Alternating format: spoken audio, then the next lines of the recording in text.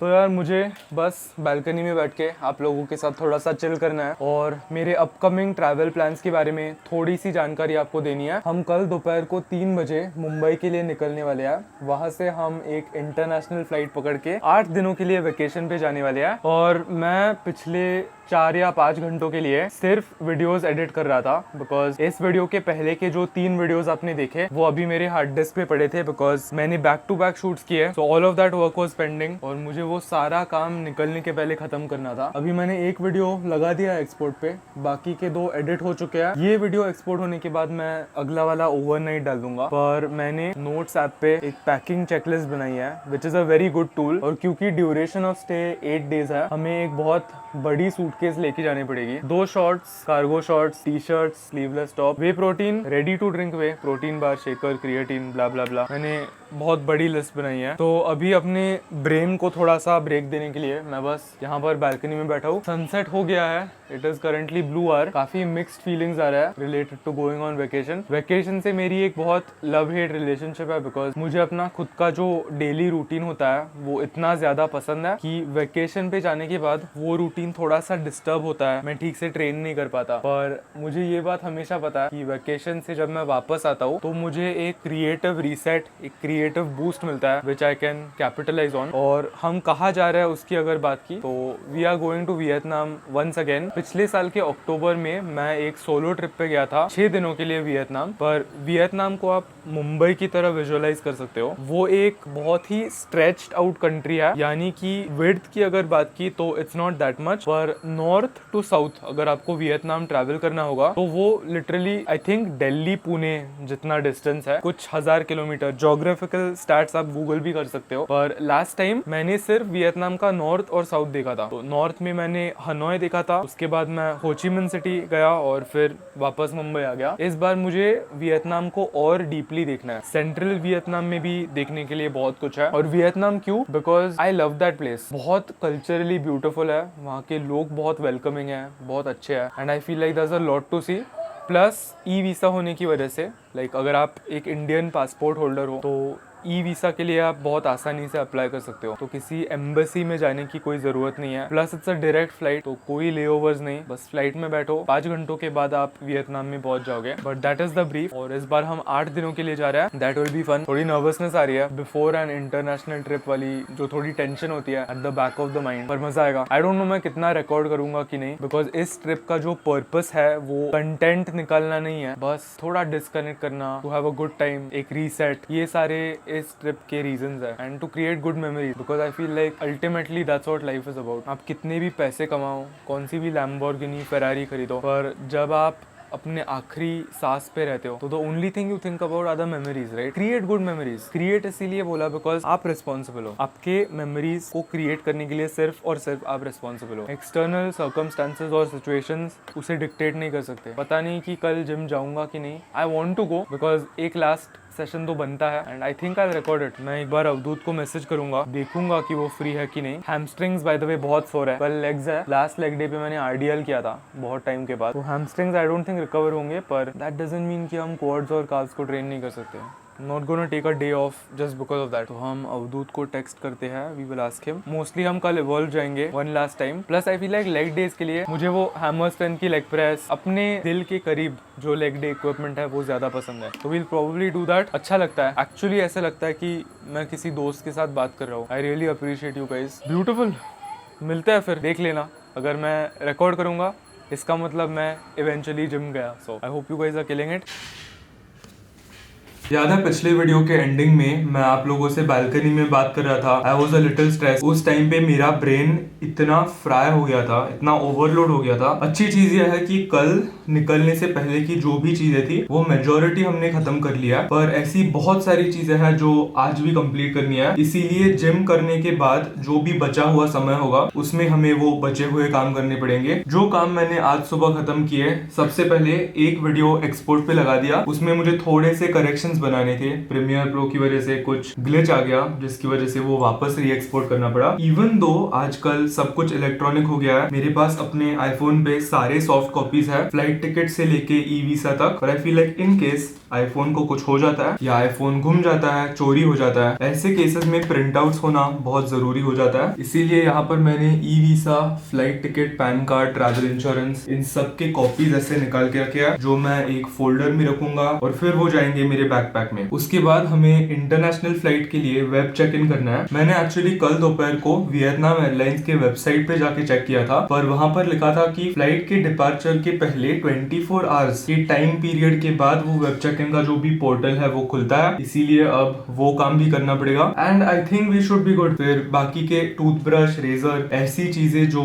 आज सुबह मुझे लगी वो सब मुझे अपने बैग में रखने हैं। पर एक थोड़े से पॉजिटिव नोट पे यहाँ पर है 4 स्क्रैम्बल्ड एग्स और मेरी मस्त ब्लैक कॉफी। ये होगा आज का नाश्ता, ये हम खाएंगे and we'll continue with the rest of the day. तो मैं जल्दी से आप सबको पैकिंग दिखा देता हूँ। मैंने बहुत स्मार्ट तरीके में इस बार की जून की स्टैक ऑर्डर की थी, इफ यू गाइस रिमेंबर। तो उन सारे आइटम्स का अच्छा यूज होने वाला है। ये है दीवा की साइड, ये है मेरी साइड, और ये जो एक सूटकेस है इसमें सब कुछ फिट हो गया। तो चेक इन बैग की अगर बात की तो एक से ही काम चल जाएगा। सॉक्स, स्विमिंग ट्रंक्स, इसके नीचे ये जो भी है ये 9 टोटल टी शर्ट्स है। उसका लॉजिक ये है कि हम 8 दिनों के लिए जा रहे हैं और इन केस बस अगर कुछ हुआ तो एक और एक्स्ट्रा होना चाहिए, इसीलिए 9 टी शर्ट्स, 2 शॉर्ट्स, एक कार्गो पैंट्स। इसके अंदर मैंने अपने शूज रखे हैं बिकॉज मुझे ऑनेस्टली एयरपोर्ट पे शूज नहीं पहनने हैं। एयरप्लेन में, एयरपोर्ट पे ये जो पूरी जर्नी है उसमें I would like my feet to be free, इसीलिए मैं एयरपोर्ट पे चप्पल ही पहनने वाला हूँ। और बैग के एकदम इस एंड का जो सेक्शन है इसमें पूरे स्नैक्स और प्रोटीन की चीजें भरी है। यहाँ पर मैंने 12 प्रोटीन बार्स कैरी किया है with 20 grams of protein each. ये ready to drink protein shakes जो बहुत कन्वीनियंट है। एक मसल ब्लेज का शेकर इसीलिए कैरी किया है बिकॉज वे का बड़ा डब्बा लेके जाने के बजाय मैंने सोचा कि it would be much smarter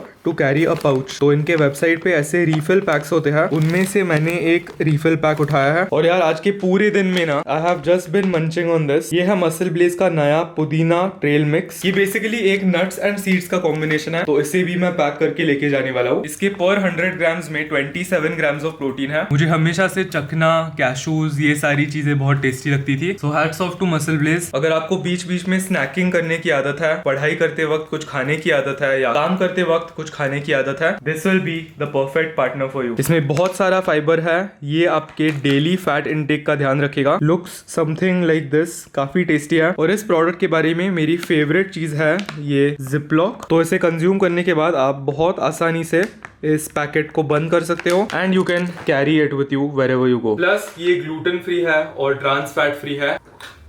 extremely tasty. इसे चेकआउट करने के लिए आप डिस्क्रिप्शन बॉक्स में पहली लिंक को क्लिक कर सकते हो और एक्स्ट्रा डिस्काउंट पाने के लिए चेकआउट पे साकेत 30 जरूर इस्तेमाल करना।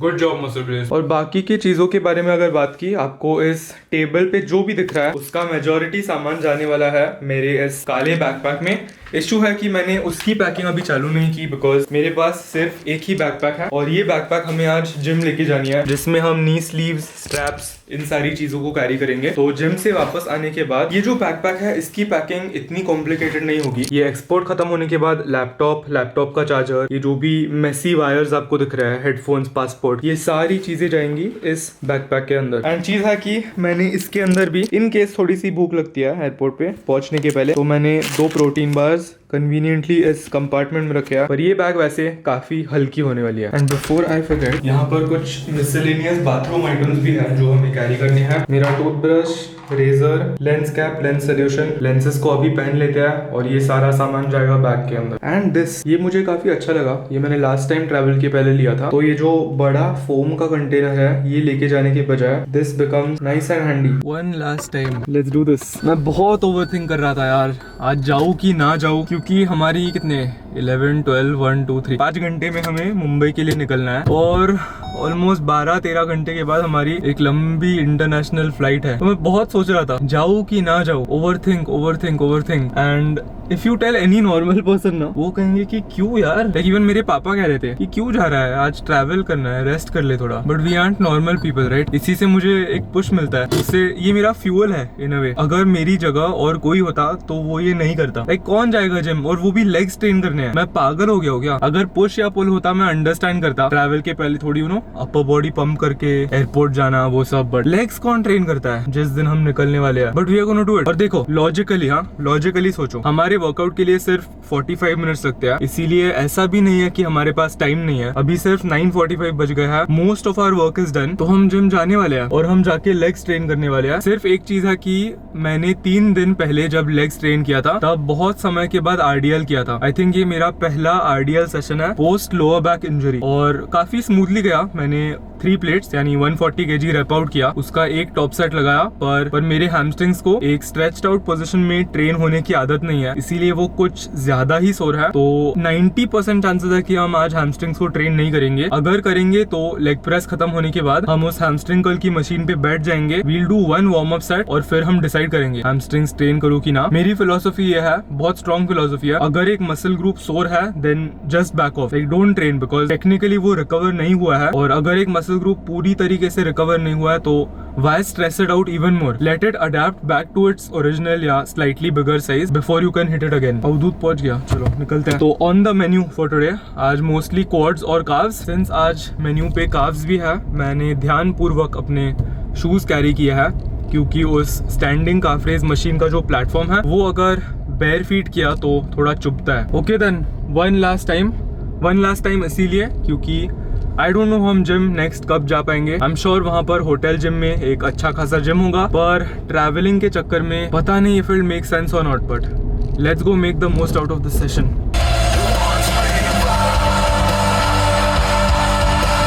आज हम वन लास्ट टाइम ट्रेन करने के लिए इवॉल्व आ गए, नॉट डैनीज, बस इसीलिए ताकि इवॉल्व का दर्शन हो जाए एक बार। हमारा टेम्पल है ये, और मुझे हैमर स्ट्रेंथ लेग प्रेस पे अच्छे से फेलियर तक जाना है। डैनीज में 2 अच्छे लेग मशीन्स है, एक रिवर्स स्क्वाट की है और एक लेग प्रेस की है, पर उन दोनों में सेफ्टी मैकेनिज्म्स नहीं है, इसीलिए पिछले लेग डे में मुझे फेलियर से थोड़ा सा पहले रोकना पड़ा, and I don't like that.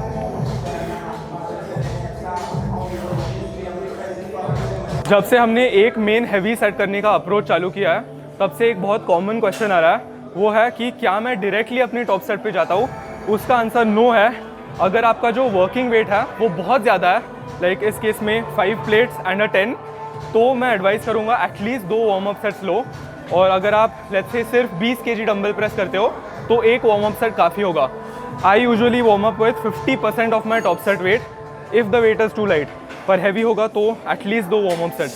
कभी डायरेक्टली अपने टॉप सेट पे जंप इन मत करना, क्योंकि वो गैप बहुत ज़्यादा हो जाती है, आपके जॉइंट टेंडन्स रेडी नहीं होते। लेग्स आज, हाँ लेग्स, आपका क्या है?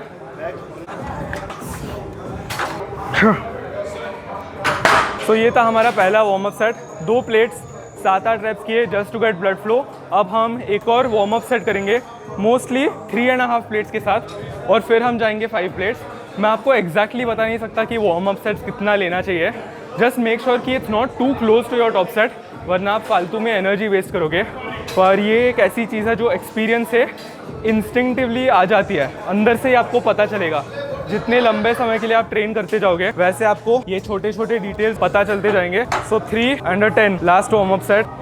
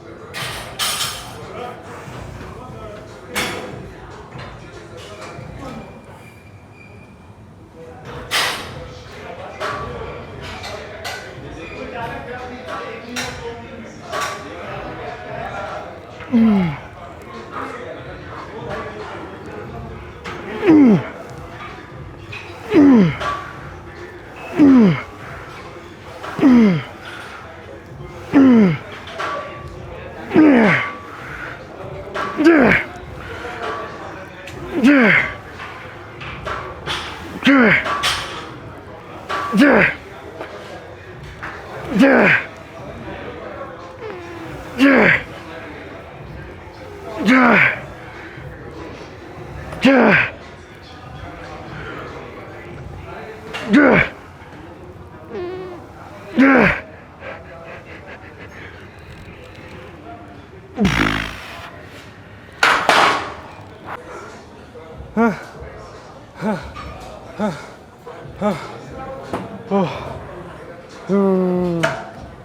ही ज़्यादा मज़ा आ गया, बहुत गांड भी फट गई बट मज़ा आ गया। वो लास्ट रैप RPE 10 थी, देयर वाज नो वे एक और जाता। नो रिग्रेट्स, मैं बहुत खुश हूँ कि मैंने पुश किया। मुझे इस मशीन से इतना प्यार है, it's a different kind of feeling in my opinion ना। अगर आपको हर बॉडी पार्ट के लिए ऐसी एक ब्रेड एंड बटर मूवमेंट मिल जाएगी, आप सॉर्टेड हो। पर उसके लिए एक्सपीरियंस लगता है। कुछ लोगों को हाई बार स्क्वाट्स बहुत पसंद है, कुछ लोगों को हैक स्क्वाट्स बहुत पसंद है, पर for me it is the leg press यार। बस आप एक जगह पे लेट जाते हो, कोई स्पाइनल फटीग नहीं आता, you just sit there, keep pushing. Safety mechanisms होते हैं, but the point I am trying to make is आपको ओवर टाइम खुद के लिए ऐसे मूवमेंट्स ढूंढने हैं जो आपको करने में सेफ लगता है और मज़ा आता है। बिकॉज एक बार जब आपको वो मिल जाएगा ना, आपका प्रोग्रेस बहुत ऊपर जाने वाला है। मैं लेग प्रेस करता हूँ, दैट डजंट मीन आपके लिए भी लेग प्रेस बेस्ट मूवमेंट है। There is no best exercise, हम सब अलग अलग होते हैं, एवरीथिंग इज सब्जेक्टिव हियर। क्या फीलिंग, अवधूत कह रहा है 16 या 17 आए। हम एक बार फुटेज चेक करते हैं, ऑल टाइम PR। और ये मैंने कैलकुलेट कैसे किया पता है, लास्ट टाइम हमने 5 प्लेट्स और एक 5 kg की प्लेट डाली थी, पर उसके बाद 2 सेशंस हमने डैनीज में लगाए। तो आई प्रिडिक्टेड कि अगर मैं इवॉल्व में आता तो प्रोग्रेस कैसे दिखता, इसीलिए मैं गट वॉज सेइंग कि 10 डाल दे जाएगा, और गया। 15-16 या ऐसे कुछ रेप्स मिले। सुपर हैप्पी, क्वाड्स अभी पूरी तरीके से पम्प्ड है। Let's get it. Maybe हम एक और सेट लगाएंगे just because of how good it felt. और मेरी मशीन गई, सॉरी, कोड रेड, इमरजेंसी। एक second, some lady has taken my machine, उन्होंने सारे प्लेट्स निकाल दिए। लेग प्रेस का एक सेट करने की वजह से सब कुछ ऑलरेडी वार्म है, इसीलिए हम डायरेक्टली अपने टॉप सेट पे जाएंगे। अंदाजे से मुझे पता है कि 4 plates should be a good weight, जिससे मैं 6 to 10 के बीच में फील करूँगा। इस मशीन की भी अच्छी बात है कि यहाँ पर एक सेफ्टी मैकेनिज्म है, तो कोई फियर फैक्टर नहीं है। फियर फैक्टर पूरी तरीके से हट जाता है। आई नो कि अगर मैं नहीं भी कर पाता हूँ, I will fall back down, most importantly I will be safe. 4 मज़ा आ गया यार लेग प्रेस करके, अब पूरा दिन अच्छा जाएगा।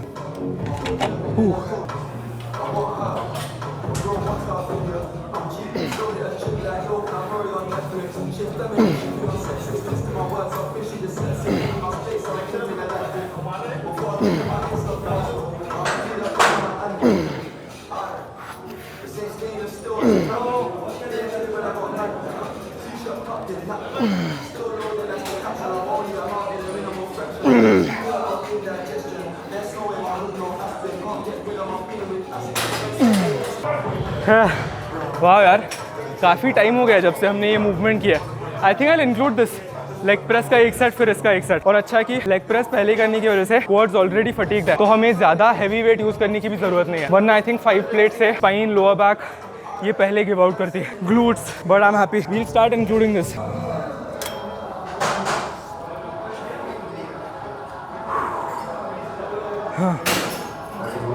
हाँ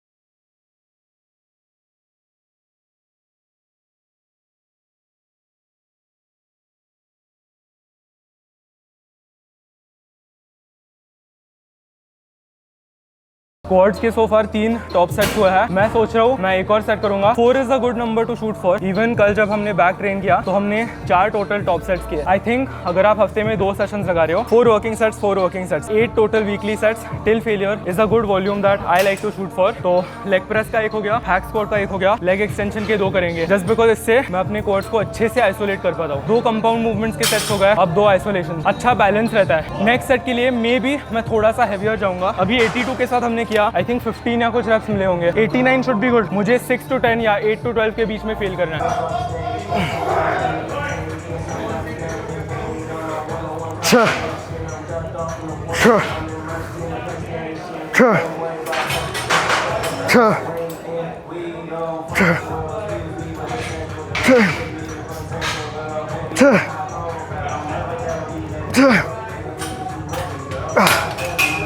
नाइन नाइन, ये वेट मुझे चाहिए था। 6 to 10, ओहो लवली। प्रेस भी नहीं कर सकता मैं, अच्छा लग रहा है। तो ये हमारा आज का आखिरी सेट था फॉर क्वाड्स, आखिरी set for quads for the next 8 days। बुरा भी लग रहा है, इमोशनल लग रहा है, बट आई एम सैटिस्फाइड। अच्छा हुआ हम आज जिम आए। अब काफ्स करेंगे 3 sets and we'll get out of here. What's your name? Very nice meeting you bro, very nice, all the best to you. ये जब आप जिम में उठाते हो आपको मे भी लगता होगा कि ये बहुत ही इनसिग्निफिकेंट है, पर छोटा progress is still progress. Last time हमने काफ रेस के लिए 60 kgs किया था और हमें 13 reps मिले थे।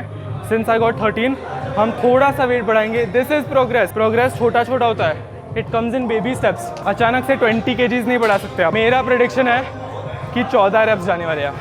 वॉच।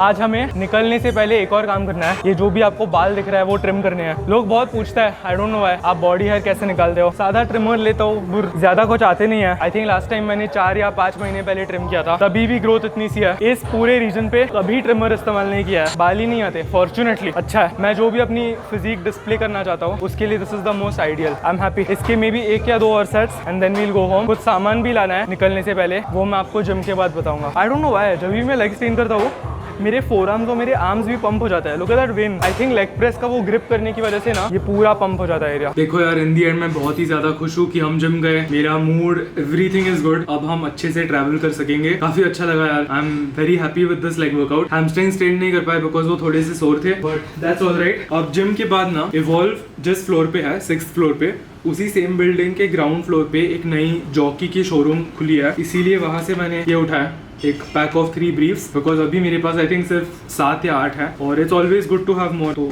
हर दिन के लिए एक फ्रेश, इस पॉइंट ऑफ व्यू से मैंने एक पैक ऑफ 3 खरीदा, ऑल ब्लैक। ऑब्वियसली निकलने से पहले हमें मेडिकल दुकान में रुक के एक मास्क खरीदना है for safety reasons. So far ये काफी स्मूथ एक्सपीरियंस है। वेब चेक इन खुल गया है, इसे जल्दी से खत्म करते हैं। There we go, successfully checked in passengers. Okay, so interesting है कि बोर्डिंग टाइम 10 बजे है, मतलब 10:45 टू बी एग्जैक्ट, और फ्लाइट है 11 बजे। अब मैं सोच रहा हूँ कि मुंबई के लिए मे भी थोड़ा सा जल्दी निकलना चाहिए। अगर हम 3 बजे निकलते हैं तो वर्स्ट केस सिनेरियो हमें पहुंचने में 5 घंटे लगेंगे। I think it should be enough, but just to be on safer side मुझे एयरपोर्ट 3.5-4 घंटे पहले पहुंचना है, बिकॉज इंटरनेशनल फ्लाइट है। इमिग्रेशन एक्सेट्रा के लिए थोड़ा सा ज्यादा टाइम लगता है। लंच के लिए 150 ग्राम मसूर दाल, 37 gram protein. This is it. Packing officially खत्म हो चुका है। ये डेस्क पूरी की पूरी तरीके से क्लियर है और हमने कपड़े बदल दिया। ग्रीन कलर के कार्गोस, एक black comfortable oversize T shirt. I think we are ready to go. Exciting. ये है 120 ग्राम ओट्स और 3 स्कूप वे प्रोटीन टिफिन के लिए, जो हम ऑन द वे खाएंगे। इसे मैं एक प्लास्टिक के डिस्पोजेबल कंटेनर में भरूंगा।